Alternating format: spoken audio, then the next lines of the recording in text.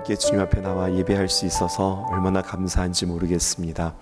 7번의 귀한 집회를 통하여서 하나님께서 우리에게 귀한 은혜 주셨고, 이제 그 귀한 은혜들을 우리의 마음속에 간직하고, 사실은 오늘부터 시작해서 우리는 새로운 잔치가 시작되어지는 겁니다. 우리에게 무엇이라고 주님께서 말씀하시는지 우리가 주님 앞에 귀 기울이고 더욱더 말씀에 붙들리고 우리 배운 대로 주님 앞에 기도하며 나아가는 저와 또 여러분들 되기를 주님의 이름으로 축복합니다. 집회를 마치고 처음 우리에게 주시는 하나님의 말씀은 바로 그 유명한 바벨탑 사건입니다. 바벨탑을 지은 사람들은 누구일까요? 이들은 하나님을 떠난 백성들이었습니다. 그들의 모의와 그리고 그들의 행위가 무엇일까요?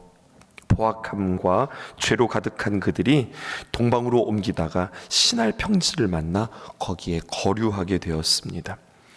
옮기다라고 하는 말을 우리가 좀 유의해서 살펴볼 필요가 있겠습니다. 우리말로 옮기다라고 하면은요, 여기에서 살다가 저기로 살고 이렇게 옮겨서 살다, 사는 자리가 바뀌다, 그것을 옮긴다라고 하는데, 성경에 나오는 이 옮기다라고 하는 말은 그냥 장소의 이동뿐만 아니라 이런 의미가 있어요. 말뚝을 뺀다, 그리고 새로운 말뚝을 박는다라는 이야기죠. 말뚝을 빼고 말뚝을 박는다, 이게 무슨 말일까요? 이들에게 있어서 특별히 그들의 거처는, 유목민들에게 있어서의 거처는 이동식 텐트입니다. 그러니까 여기에다가 텐트를 치고 막 말뚝을 박고 살다가 또 말뚝을 뽑아서 또 이동하고 또 다른 곳에 가서 텐트를 치고 또 거기에다가 말뚝을 박고 또 옮기고 그렇게 살아가는 삶이니 얼마나 고단하고 피곤한 삶이었을까요? 허구한 날 말뚝을 박고 빼고 이것들을 늘 반복하니 마름입니다. 그런데요, 또 한번 질문해 보십시다. 왜 이렇게 이 사람들은 옮기는 거예요? 그냥 한 자리에 딱 정착하고 있지, 말뚝을 한 군데에 박으면 됐지, 왜 이거를 뽑았다 심었다 하면서 옮기고 또 옮기고 그렇게 되어질까요? 이유는 한 가지입니다. 그것은 그곳이 적당한 자리가 아니기 때문에 그렇습니다. 유목민들에게는 특별히 그곳에는 풀이 없습니다. 전부 산지이고 광야이고, 그러니 풀을 찾아서 맨날 움직여야 되는 겁니다. 근데 그러다가 어디를 만나느냐? 좋은 자리를 만난 겁니다. 그 자리가 바로 신할 평지를 만나게 되어진 거예요. 산만 다니다가 손 돌짝밭만 지나다가, 여러분, 광야를 지나고 사막을 지나가다가 평지를 만났으니, 게다가 풀이 많은 곳을 그들은 만나게 되었으니 얼마나 기뻤을까요? 야, 우리가 이곳이 살 곳이구나, 여기가 우리가 살 곳이구나, 여기가 에덴이구나, 이렇게 생각하기 쉽다고요. 그래서 신할 땅을 만나 사람들은 거기에 거류했다. 이제는 말뚝을 빼거나 박거나 하지 않고 거기 정착하게 되었다고 하는 이야기예요. 그런데요, 한 가지가 빠졌어요. 좋은데 한 가지가 빠졌다고요. 그것은 바로 무엇이냐면, 그렇게 좋은 자리를 만나고 초목지를 만났다. 그럼 뭐 해야 돼요? 하나님 앞에 예배하고 하나님 앞에 감사해야 하는데 하나님과의 대화가 없어요. 하나님께 드리는 예배가 없습니다. 게다가 그들에게 한 가지가 생겼습니다. 그것은 바로 뭐냐면, 좋은 땅도 생겼지만 그들에게 기술이 생겼습니다. 무슨 기술이냐? 3절입니다. 서로 말하되 벽돌을 만들어 견고히 굽자 하고 이에 벽돌로 돌을 대신하며 역청으로 진흙을 대신하고, 이렇게 기록되어져 있어요. 그러니까 이전까지는 돌을 쌓아서 집을 만들거나 아니면 텐트 생활을 하거나 그렇게 되었는데, 이제는 벽돌을 만들었다는 이야기입니다.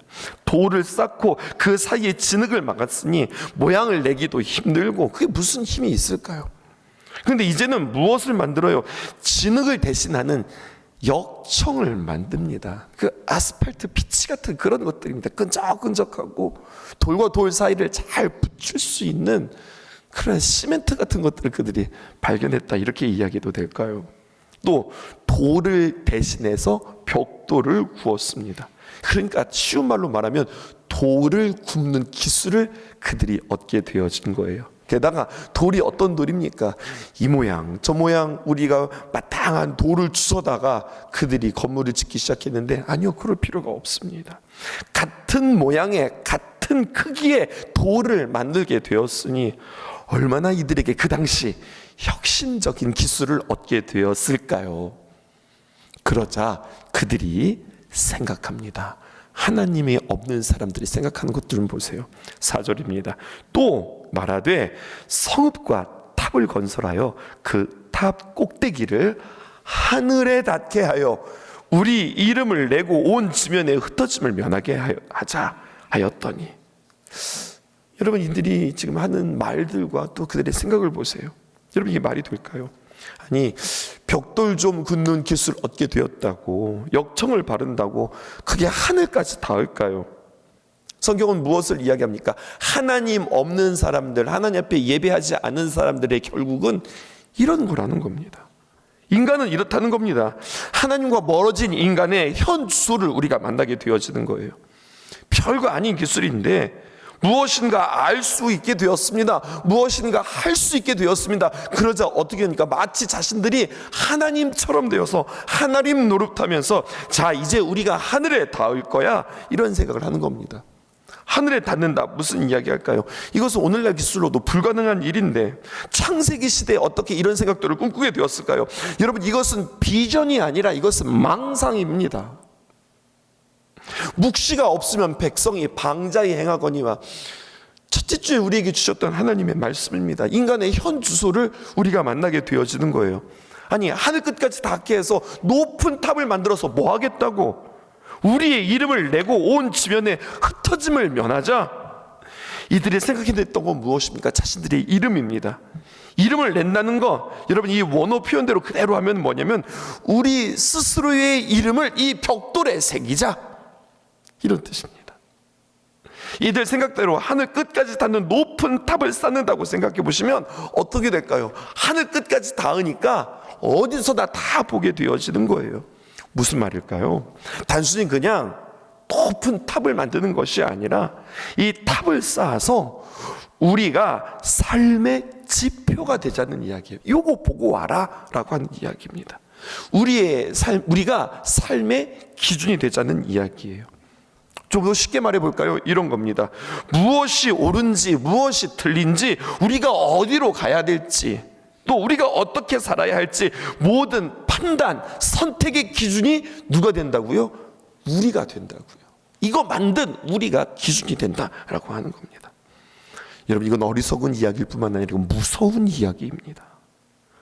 여러분, 하나님이 없으면 아무것도 아닙니다. 인간은 그냥 죄덩어리입니다. 그런데 이 죄인 자체가 뭐가 되겠다고 지금 하는 거예요? 삶의 기준이요, 삶의 척도고, 삶의 잣대가 되어지겠다는 이야기예요. 우리에게 적용해 보면 이런 거예요. 내가 내 삶의 기준이 되는 사람이에요. 기도하지 않고 하나님의 음성을 듣지 않는 사람, 하나님의 시선, 하나님의 마음이 무엇인지 헤아려 보지 않는 사람, 일을 할 때 그냥 내 마음대로, 내 감정대로, 내가 이해하고, 내가 생각하고, 내가 합리적이고, 당연히 이런 거 아니야? 내가 계획하고 그냥 내가 결정해버리는 사람, 이게 인간의 지표, 바벨탑을 쌓는 사람의 표본이라는 이야기예요. 우리는 신년 축복성회를 통해서 기도하는 법을 배웠어요. 여러분, 기도하는 법은 다른 말로 표현하면 하나님과 대화하는 법입니다. 하나님이 뭐라고 말씀하시는지 듣고 하나님의 능력을 얻어서 살아가기로 작정하는 사람들이에요. 근데 그렇게 하나님과 대화 없이 하나님 뭐라고 말씀하시나, 오늘 하나님께서 나에게 어떻게 살라고 하시나, 우리 사역자들, 특별히 주님의 귀한 일들을 감당하는 이들, 오늘 주님께서 나에게 뭐라고 말씀하시는가, 하나님의 기쁨이 무엇인가, 이거 듣지 않고 그냥 내가 하던 대로, 또 상황 보니까 합리적으로 이게 가치 있지, 이게 의미가 있지, 이렇게 하는 거지. 그냥 우리가 하던 대로 그렇게 우리가 그렇게 살아가고 우리의 삶의 지표가 되는 거예요. 그러면 어떻게 되느냐? 망한다는 이야기예요. 어제는 되었을런지 모르지만 오늘은 안 된다는 이야기예요. 이게 바로 내 기준대로, 하나님 없이, 하나님의 음성 없이, 하나님 주시는 마음 없이 내가 내 뜻대로 살겠다고, 내 뜻대로 계획하겠다고 하는 우리들의 모습입니다. 답은요, 망하는 겁니다. 아무리 사이가 좋아도, 아무리 팀워크가 좋아도, 아무리 우리에게 열정이 있다 하더라도 하나님 말씀 없으면 망하는 겁니다. 그런데 오늘 이 말씀에 우리는 또 하나의 소망, 또 하나의 복음을 만나게 되었습니다. 5절 말씀에 여호와께서 사람들이 건설하는 그 성읍과 탑을 보려고 내려오셨더라. 우리 창세기에서 계속해서 반복해서 만나는 이야기죠. 문제가 있으면, 죄인이 있으면, 허망한 일이 있으면, 망치는 일이 있으면 방치하는 것이 아니라 우리 주님께서 어떻게 하십니까? 찾아가십니다. 역사하십니다. 질문하십니다. 말씀하십니다. 오늘 이 사단이 났는데 또 우리 주님이 내려오셨습니다. 누가 내려오셨다? 오늘 성경 기록되어져 있어요. 여호와 하나님이 내려오셨어요. 왜 내려오셨을까요? 그 성읍과 탑을 보시려고 내려왔어요. 우리는요, 우리가 하는 일을 하나님이 보지 않는다고 생각해요. 그러니까 우리가 죄 짓는 것 같아요. 한 가지 더, 하나님이 본다고 생각하면 죄를 지을 수 없죠. 그런데요, 이게 조금 더 우리에게 만성이 되면 어떻게 되는 줄 알아요? 하나님 보시지 알아요. 하나님 보시고 있다는 거 알아요. 그래도 만성이 되면 어떻게 되는 줄 아세요? 그 하나님 무시하면서 살아요. 하나님이 보든지 말든지, 여러분, 하나님이 보시든지 말든지 하나님을 경외하지 않으면 그 하나님이 두렵지도 않아요. 그 하나님 무시하면서 살아가는 거예요. 그러니까 죄를 짓고 회개하지 않는 백성, 어떤 백성이에요? 희망이 없는 거예요. 회개한다라고 하는 것은 하나님 잘못했어요, 하나님 나를 용서해 주세요. 여러분, 이것만이 회개가 아니에요. 하나님의 시선 앞에, 하나님의 조명 앞에 나 지금 어떻게 살고 있지? 내 자신을 발견하고 교만하여서 내가 삶의 지표가 되는 것이 아니라 하나님의 시선이 나의 삶의 지표가 되어서 함부로 행동하지 않고, 여러분, 함부로 행동하면 그것이 함부로 그의 삶의 습관이 되어지고, 그 습관은 그 사람의 삶이 되어지고, 결국 그 사람은 그 삶이, 인생이 망하게 되어지는 겁니다. 그런데 하나님의 시선 가운데 우리 자신들을 교정하는 거죠. 좀 더 생각해 볼까요? 주님께서 보시려고 어떻게 합니까? 내려오셨다는 겁니다.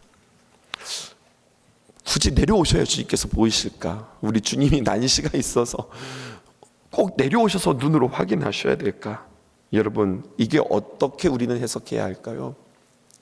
자비와 은혜의 하나님께서 오늘 보시려고 내려왔다. 심판의 하나님으로 우리에게 오시는 거예요. 근데 심판의 하나님은 그래서 그들에게 벌을 주고 혼내고 망하게 하는 것이 아니라, 여러분, 그들을 수술하시려고 내려오시는 거예요. 그들을 살리려고, 고치려고 내려오신 겁니다. 6절은 제가, 7절은 여러분들이 읽어보십시다. 여호와께서 이르시되 이 무리가 한 족속이요 언어도 하나이므로 이같이 시작하였으니 그 후로는 그 하고자 하는 일을 막을 수 없으리로다. 7절입니다. 시작. 혼잡하게 하여 그들이 서로 알아듣지 못하게 하자 하시고. 오늘 말씀을 묵상하면서, 자, 여기 이렇게 표현되어 있습니다. 7절에 7절 띄워주실까요? 우리가 내려가서, 여러분, 왜 하나님이 우리죠? 삼위일체의 표현이죠. 태초부터 하나님은 복수형이었습니다. 창세기 1장 1절에 태초에 하나님이 천지를 창조하시니라 할 때 이 엘로힘이라고 하는 이 표현은 여러분 복수입니다. 창세기 1장 1절에 하나님은 한 분이 아닙니다. 세 분이셨습니다. 성부, 성자, 성령님, 하나님께서 함께 천지를 창조하셨고, 여러분, 이 부분이 중요해요. 함께 대화하셨고, 함께 소통하셨고, 한 마음으로 인류를 구원하시기 위해서 오신 겁니다. 창세기 1장 26절 띄워주실까요? 하나님이 이르시되 우리의 형상을 따라 우리의 모양대로 우리가 사람을 만들고 그들로 바다의 물고기와 하늘의 새와 가축과 온 땅에 기는 모든 것을 다스리게 하시자. 자, 우리라고 하는 표현이 얼마나 강조되어져 있어요? 여러분, 삼위일체 하나님에 대한 표현이에요. 만드신 분도 우리지만 우리가 내려가서 그들의 언어를 혼잡하게 하여 서로 그들이 알아듣지 못하게 함으로 죄악을 멈추고 죄악을 막고, 그리고 그들을 수술하시는 분들도 누구예요? 우리입니다. 여러분, 이것을 통해서 우리가 무엇을 알 수 있을까? 하나님이 나를 얼마나 사랑하시는가 뿐만 아니라 여러분, 하나님이 우리를 얼마나 사랑하시는가, 하나님이 주님의 귀한 이름으로 모인 공동체를 얼마나 사랑하시는가. 한 가지 이야기 드릴까요? 우리 신성의 성도들의 안에 정말로 귀한 마음을 품고 귀한 사역을 하는 모임, 온 마음이라고 하는 작은 모임이 있습니다. 어제도 집회 끝나고 그들이 모였어요. 온 마음을 다한다라고 하는 뜻도 있고요, 온 마음, 따뜻한 온자를 써서 따뜻한 마음을 갖는다라는 거예요. 저와 함께 6명이 모였어요. 여기는요, 뭐 하는 사람들이냐면 마음이 연약한 사람들, 마음이 연약해서 온전하여서 불안과 강박으로 있는 사람, 전혀 사회생활이 안 될 뿐만 아니라 인간관계는커녕 사람을 만나지 못하고 여러 가지 환청과 망상으로 인하여서 삶의 고통을 받는 사람, 그 사람을 만나서 우리는 기도하고 중보하고 신방하고 상담하고 이러한 모임들을 갖게 되었어요. 목사는 신방하고 그들은 중보하고. 여러분, 근데 거기서 끝나는 게 아니에요. 시간 내에 먹을 거 있으면 먹을 거라도 좀 갖다 주고, 같이 만나서 이야기해주고, 작정하고 기도하고. 한 분이 매주 수요일 예배 끝나고서 매주 그 집에 들어가서 만나는 거예요. 7번 방문했어요. 잘 오셨어요. 나 좀 만나주세요. 나랑 좀 대화 좀 해주세요. 그런 거 아닙니다. 싫다고, 오지 말라고. 처음에는 뭐 그냥 가만히 있더니 이제 점점 이렇게 익숙해지니까 막 거부하는 거예요. 그래도 만나고, 그래도 권면하고, 어떻게든지 관계를 쌓으려고 노력하는 거예요. 중요한 건 뭐냐? 우리가 이런 거 한다 자랑하는 게 아니에요. 우리 모여서 한 사람이 아니라 우리가 모여서 한 영혼을 섬기는 공동체, 하나님의 사랑이 너무나도 구체적으로 실천이 되어지는 모습을 보면서 우리는 얼마나 감사하고, 또 하나님 앞에 우리가 더욱더 더 기도해야 되겠다, 이러한 마음이 생겼는지 몰라요. 도대체 우리가 모여서 무엇을 하냐? 한 영혼을 살리는 일에 그렇게 애쓰고 힘쓰고 노력하는 거예요. 우리 신성에 그런 모임이 있어요. 오늘 저녁에도요, 또 다른 모임 11명이 모일 거예요. 또 다른 모임이에요. 뭐 계속 모이는 거 이런 거 아니에요. 11명이 모여서 거창하게 결성된 것도 아닙니다. 믿는 사람들이, 믿음이 있는 사람들이, 아직 믿음이 연약한 자들, 또 우리 교회에 막 적응하려고 하는 사람들 섬기려고 모이는 거예요. 한 사람 한 사람 연락해서 이런 상황이 있는데요, 이런 성도들이 있는데요, 오늘 저녁에 시간 좀 내주시죠. 한 3시간만 내주세요. 그들을 좀 섬겨주시죠. 신성교회에 적응할 수 있도록, 그들의 믿음이 조금 더 잘할 수 있도록 모여주세요. 응원해주세요. 격려해주세요. 아, 그렇군요. 칭찬해주세요. 그리고 그들을 잘 위로해주세요. 또 우리는 오늘도 또 모일 거예요. 여러분, 우리가 모여서 뭘 할까요? 하나님이 얼마나 나를 사랑하시는 하나님인가 뿐만 아니라 우리를 하나님께서 얼마나 사랑하시는가, 그냥 모여서 우리의 이름을 내는 것이 아니라 하나님의 영광, 하나님의 기쁨. 그래서 나는 당신이 하나님 앞에 예배자가 되었으면 좋겠습니다. 내가 만난 그 하나님을 어떤 방편이라도 그 방편을 통해서 당신도 그 하나님을 만났으면 좋겠습니다. 모의하고 힘쓰고 우리가 노력하고, 여러분, 하나님께서 얼마나 기쁘실까요? 오늘 보면 이렇게 교만하여서 죄를 지으면 인간을 멸하셔야 되는데, 하나님은 노아의 홍수를 통해서 약속하셨습니다. 내가 너희를 죄 때문에 멸하지 않겠다 약속하셨기 때문에 인간을 멸하는 게 아니라 뭐 하시는 겁니까? 언어를 멸하고 계시는 거예요. 왜요? 우리를 사랑하시니까. 8절 말씀입니다. 여호와께서 거기서 그들을 온 지면에 흩으셨으므로 그들이 그 도시를 건설하기를 그쳤더라. 그 도시가 건설되어지기를 멈췄고 온 지면에 흩으셨습니다. 이 말을 원어로 보면요, 이런 거예요.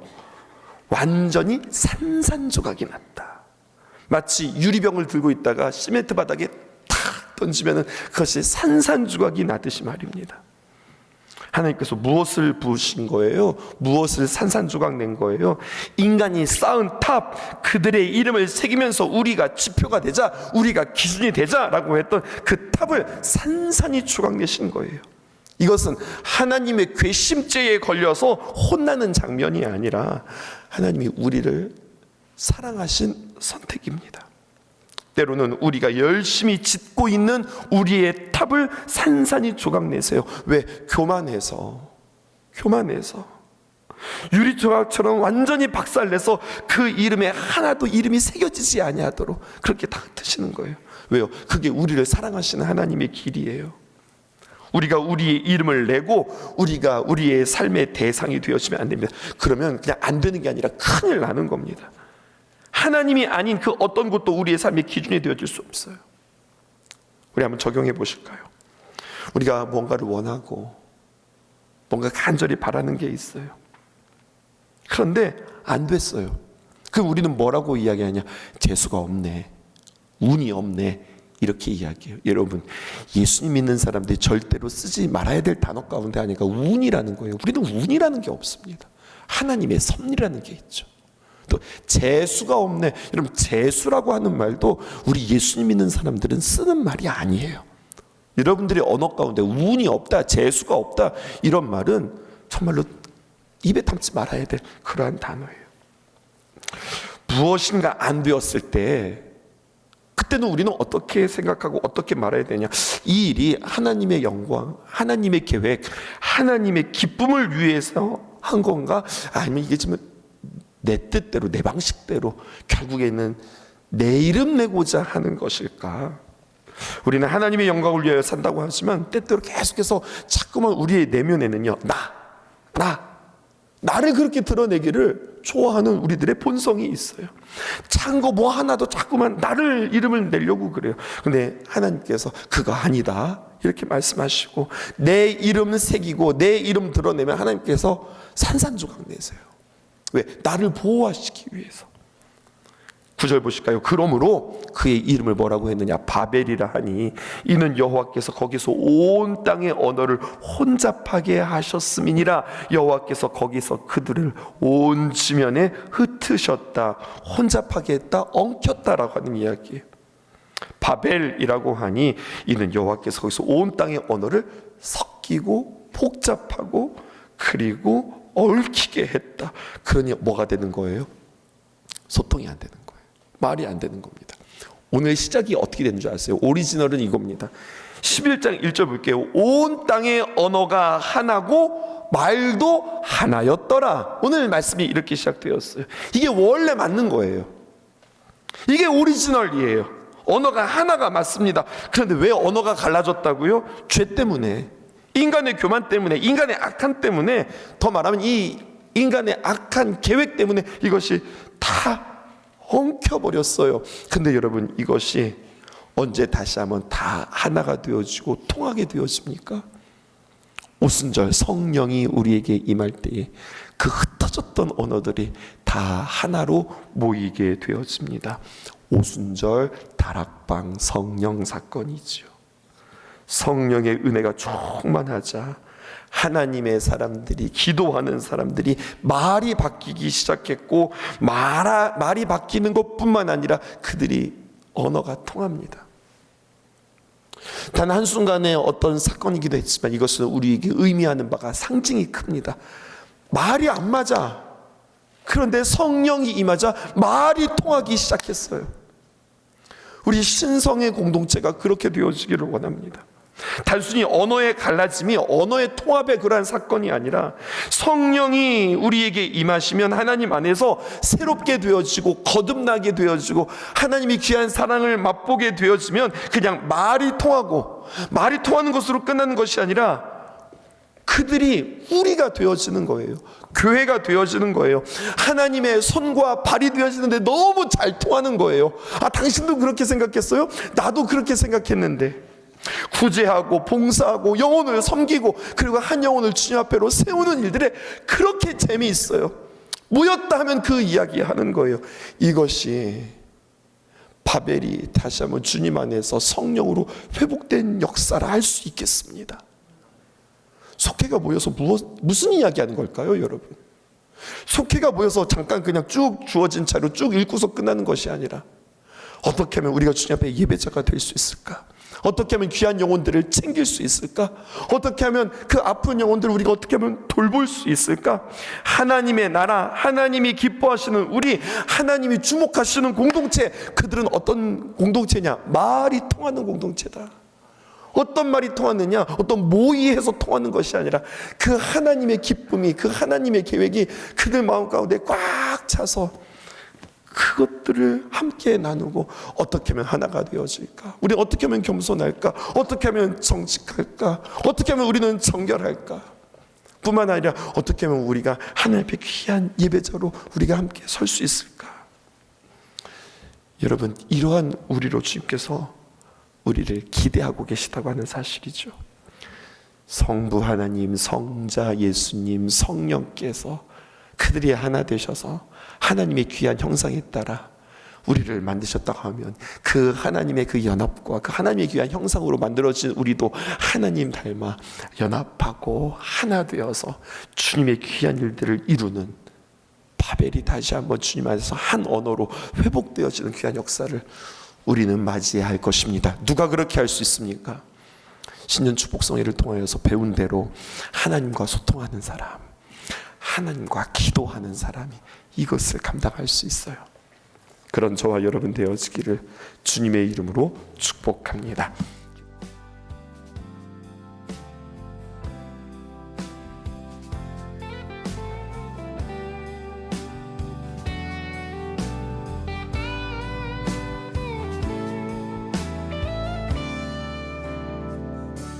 세상을 보니 그들이 증명하는 것, 명예와 가진 재물과 힘과 자랑,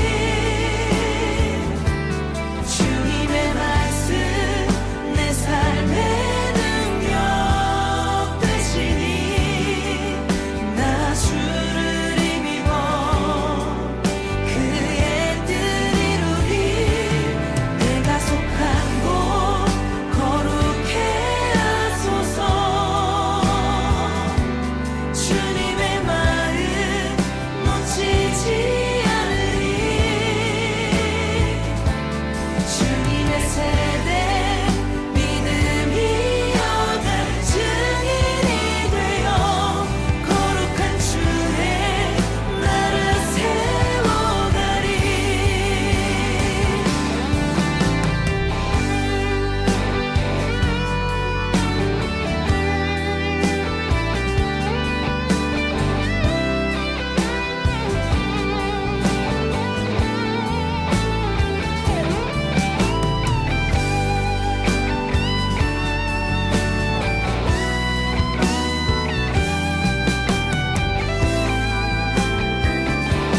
하늘의 것을 구하게 하소서.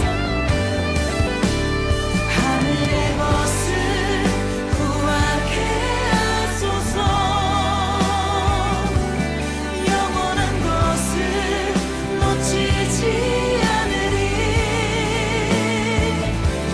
주님의 말씀 내 삶의 능력 되시니 나 주를 힘입어 그의 뜻 이루리.